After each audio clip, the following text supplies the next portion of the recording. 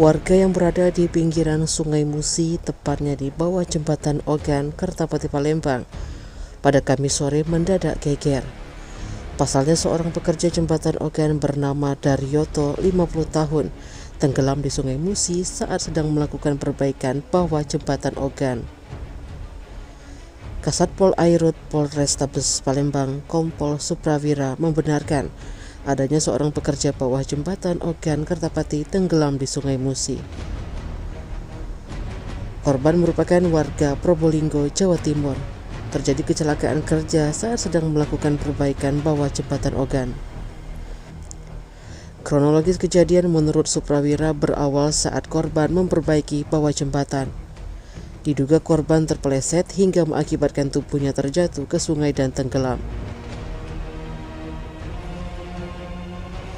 Kejadian sekitar pukul 16.30 waktu Indonesia Barat.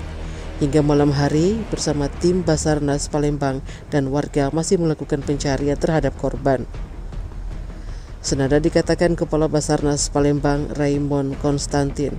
Menurutnya saat ini anggotanya tengah melakukan pencarian korban tenggelam di Sungai Musi akibat kecelakaan kerja perbaikan jembatan Ogan. Tim Liputan Sumsel Update TV melaporkan.